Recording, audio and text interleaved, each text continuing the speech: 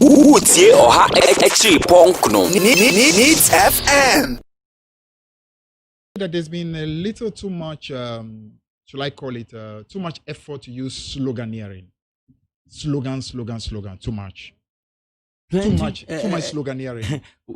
Yeah, too much sloganeering. Yeah, too much sloganeering. And I think that really has been a problem. But also a lot of what I would call attempts not to be honest. Let me give you a few examples. The president went to inaugurate, should I call it, a system of greenhouses at Akumadan, February of this year. And when that whole inauguration was done, the impression was created that whole project was somehow the brainchild of the current government and of the current minister.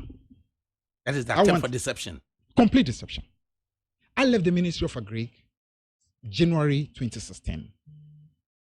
And before I left the Ministry of Agric, in fact, I would say when I took over the Ministry of Agric, I moved there the middle point of 2014. So I spent virtually 18 months there. The company, Agritop, was a company that I spoke with. And they went through all the procedures, started that project before I left the Ministry of Agric. And that company, Agritop, is the one that is in charge of these greenhouses. As a Minister of Agric, I traveled to Israel with that company. We had conversations and a lot of interactions with the top levels of agriculture in Israel. And that whole procedure started under me. And I subsequently moved and then took over Honorable Limona and then handing over to the current minister. But the current minister actually would want the world to believe that this is a project that's completely his brainchild, project that has everything to do with the MPP, when actually he has no clue where that project started from. Total deception. And that must not continue. There's another project. And they make a lot of noise about that project. It's called GILSAL.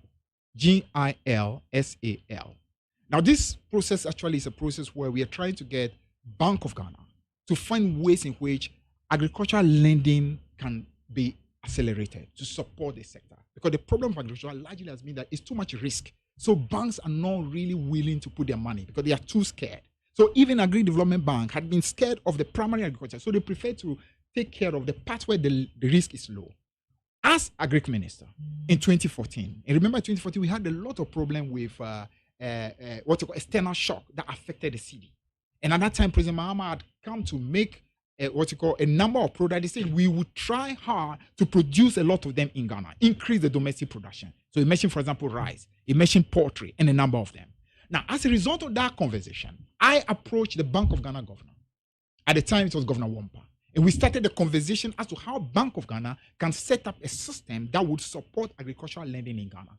That culminated in the setting up of GILSAL. That happened when I was Agric Minister. Continued under Limona.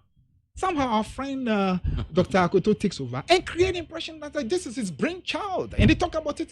So I'm saying, if you are managing a sector and ab initio, you are lying about what you met, creating the impression that it belongs to you.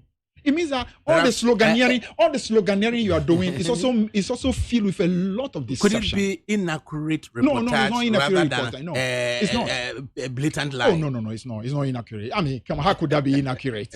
It can't be inaccurate at all. Because the records are available in the ministry. The same advisors are there in the ministry. So obviously they would have been told. Even Bank of Ghana would have given records of what had happened. That this conversation started way back in 2015. So it cannot be something that you are inaugurating in 2020 and creating the impression it belongs to you. So I'm saying that we are talking about and don't forget, the minister also recently had to be, should I call it, almost humiliated by market women.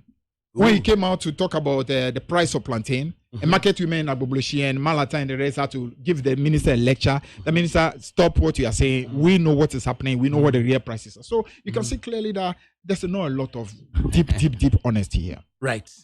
Then finally, local government. Local government is simple terms, I would say, is that I think throughout the period I've been observing various government very closely, whether the government of Rawlings, the government of Akufo, that of Prof. Mills, and that of John Mahama, I would think this is the least performing local government minister. The reason I think is simple.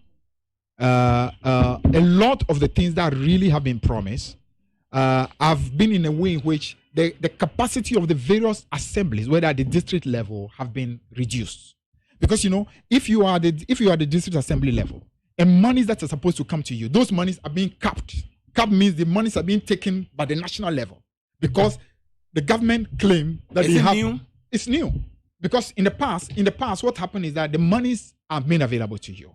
And the government at the center will say, we want you to devote this money to this which come under your sector. But now what is happening is that, for example, if let's say 1,000 cities is supposed to go to, let's say, Ketu South Municipal Assembly, out of that 1,000, the government decided that 25% of it has to be kept at the national level. So the money available to you becomes just 750. That makes it difficult for you even to do what you got to do. Some of the projects that even you are supposed to do, they've also now formed another ministry that's supposed to be in charge of special initiatives. Mm-hmm. So some of money that an MC must have to be able to build, if it's a toilet or it's be able to build a warehouse in his, somebody in Castle or Jubilee House is the one in charge of that money. So you naturally create a situation where you are handicapping your local government ministry. Right. So that's your assessment of Nana Addo Dankwa Akufo-Addo's 3.5-year tenure at the 5 sectors. Yes. Needs FM.